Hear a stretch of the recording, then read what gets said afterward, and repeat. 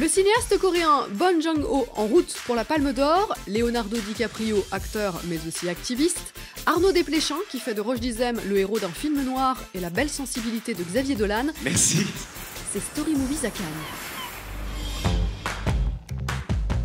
Il s'éloigne du pur romanesque pour signer son premier film noir. Arnaud Desplechin a présenté en compétition Roubaix une lumière, une œuvre en clair-obscur, où il offre à Roche Dizem un rôle de flic cousu main. Un homme droit en quête de vérité qui va tenter de faire avouer leur crime à un couple de jeunes femmes accusées du meurtre d'une vieille dame. Arnaud, on vous attendait pas forcément dans ce genre-là, Oui. de faire naître comme ça une figure de flic à l'écran. Oui. Il y a des flics qui vous ont marqué dans votre cinéphilie, des figures comme ça mythiques. Non, mais oui, étant admirateur de cinéma américain d'abord, et puis admirateur de Melville, bien sûr, il y a des flics et comme ça très charismatique. Moi, j'étais surtout un grand admirateur de Sidney Lumet pendant des décennies. J'ai vu tous les films. Je pense à un flic admirable qui est Prince of the City, qui est un peu le contraire de celui-là, puisque c'est un flic corrompu. Mais pourtant, ça n'a pas été le départ du film. Vous voyez, le départ du film, c'était juste de... Je pensais très fort à un film qui était Le Faux Coupable, et c'était de chasser d'Hitchcock, de chasser la fiction. Donc, vous voyez, ces 4 acteurs, Rushdie, Antoine Reynard, Léa Seydoux et Sarah Forestier. Et tout autour, tous les flics, c'est des flics de Roubaix. On a fait le film avec les gens de là-bas. Voilà. Tous les mauvais garçons, c'est des mauvais garçons. Oui, mais c'est fou que vous me disiez ça, parce qu'il est plein de fiction de votre film. Mais oui, aussi. On met la fiction à la porte, puis elle rentre par la fenêtre, vous voyez. Donc. Mais t'as disparu, tu te planques avec tes potes à fumer du shit dans la rue, t'étais pas l'identification. Quand je viens de chercher, tu t'enfuis. Tu te bats avec ta mère. Tu dis que c'est Marco et Mohamed qui ont fait le coup, mais Marco, il était chez le juge à Lille. Il monte. Mais écoute ce que je te dis. Marco, il était chez le juge. J'ai les collègues du palais qui le disculent. Et Mohamed, il dit pas du tout que c'est lui. Il bossait. Mais c'est sûr à 90% ce que je vous dis. Mais moi, je veux du 100%. Pourquoi Roche Dizem et personne d'autre? Il a une précision de tir, si vous voulez, dans l'écoute, dans la parole, dans le truc, une précision de jeu.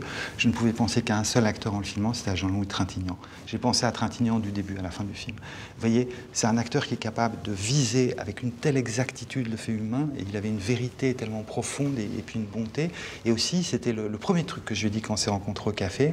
On se connaissait, hein, mais pour parler du projet. J'ai parlé du sourire de Daoud. Daoud étant le nom du personnage. Et je dis, je t'ai pas vu souvent sourire dans les films. C'est vrai. Et dans la vie, je te vois sourire. Et ce serait bien que tu fasses un film où tu fasses pas la gueule. Un film où tu souris tout le temps. Dites-moi, Rushdie, vous en avez joué beaucoup des rôles de flics. Je me rends compte, entre Le Petit Lieutenant, Go Fast, Une Nuit aussi. Ouais. Qu'est-ce qui vous plaît dans ces rôles? Il faudrait demander aux réalisateurs qu'est-ce qui leur plaît, surtout de me faire jouer des flics. Mais vous savez que j'ai commencé cette carrière il y a quelques années maintenant. On m'avait prédit plutôt des rôles de voyous. Hein. Donc, c'est marrant d'incarner complètement autre chose que ça, et au contraire, même l'opposé, à savoir l'autorité. Allez, donne tes mains, là. Oh. Pourquoi tu cours, Farid? Quand on a pour courir, non? T'interpelles, tu t'arrêtes, c'est tout. Bah, tu vas pouvoir passer la nuit au poste.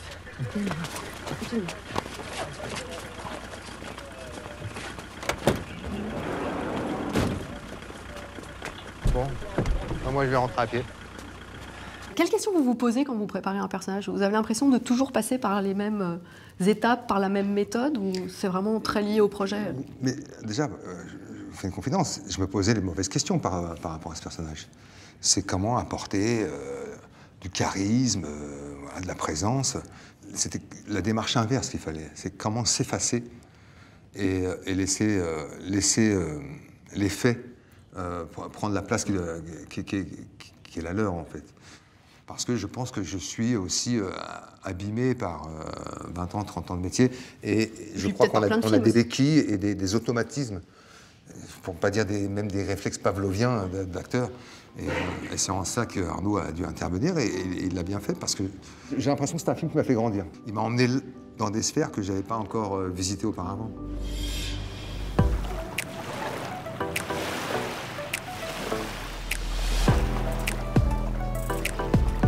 C'est le grand maître du cinéma coréen et on lui décerne d'office la Palme d'Or.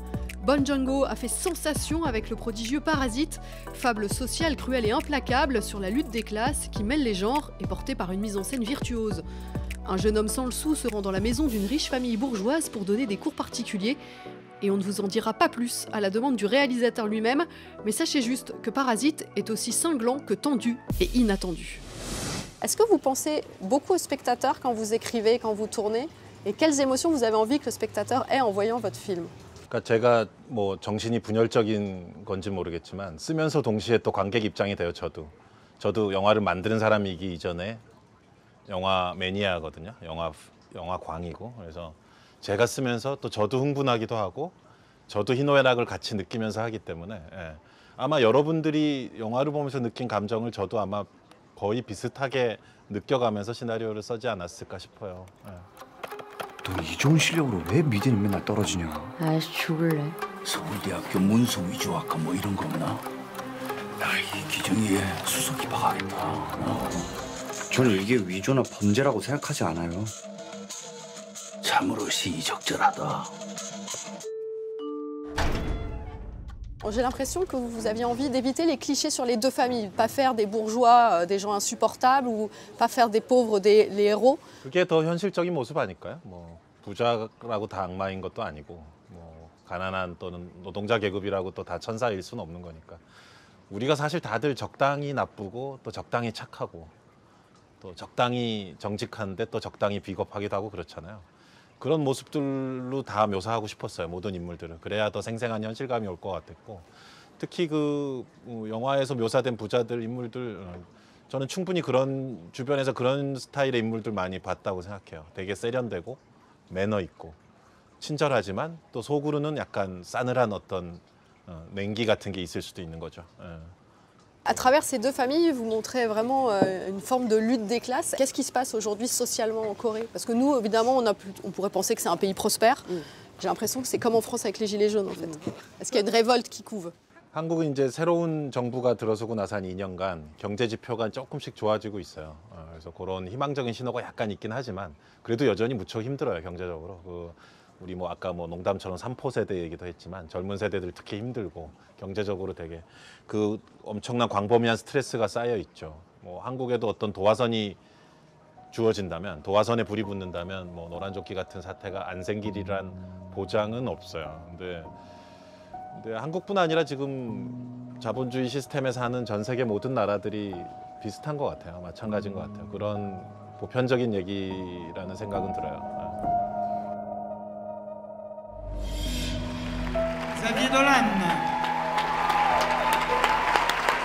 Le film est transitoire pour moi parce qu'il me permet de commencer ma trentaine en bouclant un chapitre très important de ma vie, qui est canois, mais qui est cinématographique aussi.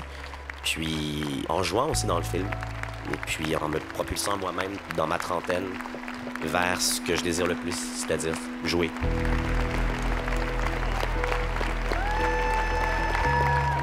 Je pense pas que je pourrais parler très longuement parce que je suis très ému, mais ça fait quand même 10 ans que je débarquais à Cannes avec J'ai tué ma mère, puis depuis, ça a été tellement enrichissant, tellement de rencontres, tellement de moments comme ceux-ci. Et merci, c'est tout. C'est tout. Merci.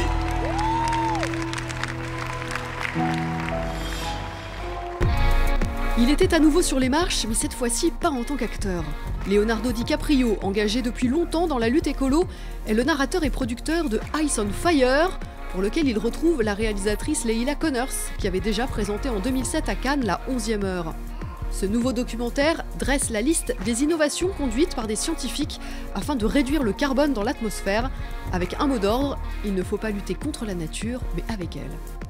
It tells us the multitude of solutions to the environmental crisis, both provided by nature and scientists. What are for you the most amazing solutions? I think what Lila really did with this film is highlight the most cutting-edge technologies out there, and it's really a source for an audience to hear the scientific community speak uninterrupted, to give them a platform without being drowned out by lobbyists or big oil.